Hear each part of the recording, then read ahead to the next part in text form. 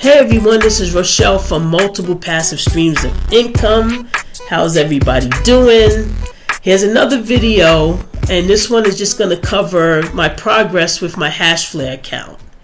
But before we start, please like, share, comment, and subscribe. And don't forget to hit the bell icon next to the subscribe button so you're notified whenever I send a video out to you guys. All right, let's get started. Now, just to bring you up to speed, on December 6th, I started out by investing $150, and that allowed me to buy 1 terahash of SHA-256, which is Bitcoin. Now, since then, HASHFLARE's prices have increased from $1.50 to $2.20 for Bitcoin mining. We'll talk about that aspect later. But at the time when I bought my hash, it was $150. So the reason why I only bought $150 is because this is the first time I ever did any kind of mining of a coin. I kind of wanted to see, what the process was, and I made some videos. Just check out the description if you want to know how to start an account and all of that good stuff. But ultimately, when I saw that the HASHFLARE website was, pretty easy to maneuver around and to understand, and then I saw about 5 days worth of profits, I decided I'm going to do a bigger investment. So after I did the $150 investment that gave me the 1 terahash, I was making a little over $2 a day from that, and that's pretty good off of a $150 investment. So on December 12th, I decided to invest $3,000, and that bought me 20 terahash of SHA-256. Now, that allowed my account to mine 21 terahash. Remember, I had the one from earlier, the 1 terahash, and now the 20 terahash. So 21 terahash I'm mining, and that cost me $3,150 in total. So once I had the 21 terahash working for me, if you look at the screen, you'll see from December 13th, so that's the first day of having the full 21 terahash, my profitability went from $10.83 to $55.09. So now I'm excited.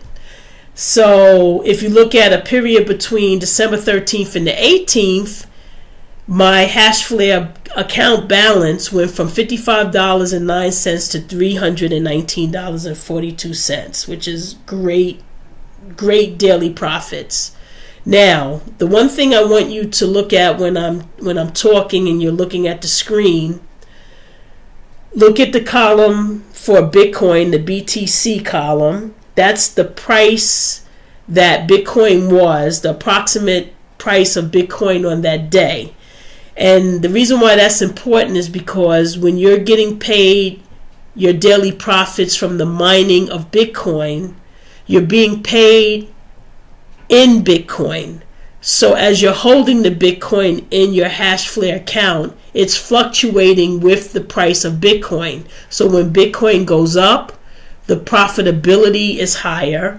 And then when it goes down, obviously the profitability is lower.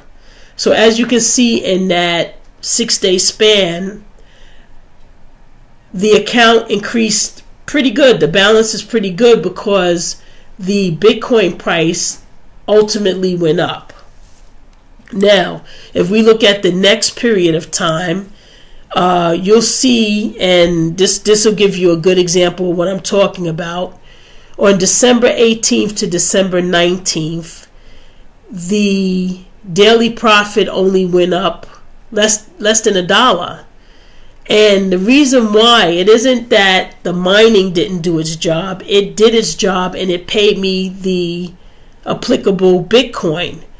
But the problem is that even though I have more Bitcoin on the 19th than I had on the 18th, the price of Bitcoin dropped so dramatically that it looked like I didn't really profit. But ultimately I did, because I have more Bitcoin, even though the Bitcoin is worth less on the 19th versus what it was worth on the 18th. So now we'll illustrate this even further if we look at the next period of time from December 20th to the 25th. That's about a 6-day period. My account was at $359.87 on the 20th. But then Bitcoin went down gradually up until the 25th. So if you look at the final balance on the 25th, which was $456, my account didn't grow that much. It grew $100, which is great. A little less than $100. That's great. But it didn't grow the way it was growing when Bitcoin was increasing in value the week before it, right? So that's still good profits though. So still $456.14 as of the 25th. If we look at the next set of days, you'll see from December 26th to January 1st, again, even though I'm gaining Bitcoin every day from the mining of the Bitcoin, the account only grew less than $100 again. And again, that's because the Bitcoin price on the 26th was $15,830 versus the Bitcoin price in January of $13,168. Again, still great profits because I'm up $631 in that time frame. Okay, now let's look at the next time frame, which brings us up to today, which is January 5th. And as you can see, Bitcoin increased in price. So not only am I gaining my daily Bitcoin from the mining, but the Bitcoin that I'm already holding in my account is increasing in value as well. So as of January 5th, the account is worth $948.24, which is excellent, right? So if you look at this investment, this investment is great. Obviously, I don't know where you can earn $948.24 in less than a month. Think about it. I didn't buy the 20 terahash until the 12th of the month. So I still got about another week before it's a full month. So hopefully Bitcoin will stay or, skyrocket to the moon. Of course, that's what I hope. But ultimately, if it can stay in this range, I basically should be able to recoup my $3,150 in 3 months or less. And then the rest of the contract, because HashFlare is a year contract, the rest of the contract, which would be 9 months remaining, would be pure profits. And that, my friend, is a good investment. And passive. This is one of the most passive investments you can make at this time. So, as I just gave you the good, I also want to give you some of the drawbacks, okay? They're not drawbacks where I wouldn't make the investment. They're just drawbacks because it's the nature of doing business. So I took a screen print from the Bitcoin, from the HashFlare dashboard. And basically what it's telling us is that because there are so many transactions that are stuck in the queue, because Bitcoin is slow, it can only do a certain amount of transactions. The mining can only do a certain amount of transactions per second or minute or whatever the case may be. So it can't move as fast as the transactions are coming in. So basically HashFlare temporarily disabled any withdrawal requests so that the transactions are not stuck in the queue. So that's one of the drawbacks. The second drawback is that the withdrawals, HashFlare is always changing these amounts, and that kind of sucks because your money is inside of an investment and you're unable to draw it out the way you would like to. So that's somewhat of a drawback. So as of the last update, the minimum withdrawal amount was set to 0.05 Bitcoin, and I think that amounts to about $800. Of course, Bitcoin price moves all around, so it's going to be a different price every time you check it. But the last time I checked it, it was around the $800 range. Okay, and then in addition, to try to, minimize the amount of transactions, the network fee for Bitcoin fluctuates too. I think it was, at one point I saw it was 0.006, which is crazy. But right now it's at 0.001, which amounts to about $17 of fees to take out $800 or more, right? So, like I said, the fact that, what if I have $500 I want to withdraw? It's held up until the profitability of the investment can make the total $800 or more. So that's kind of a sucky drawback as well. All in all, it's a good investment, but I just wish that obviously those two drawbacks weren't present. So just to get back to the $1.50 versus $2.20 now for Bitcoin hash. As you can see on the screen, one terahash will cost you $220.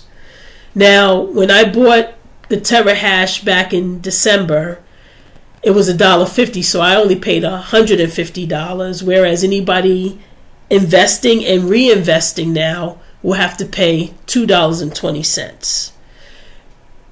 This is kind of a drawback in a way, but it's not anybody's fault. I mean, it's just like stock prices, right? If I get in, 3 months ago and I was able to get a stock at, $2, and then 10 months later, another person's trying to buy that same stock and it's on an uptrend, well, they can't get it for $2 because they didn't invest 10 months ago. So the bottom line is I still think it's profitable at $2.20. Okay, so that wouldn't make me not do the investment. Obviously, I'm happy that I got in at $1.50, but I would not do the investment because it's $2.20.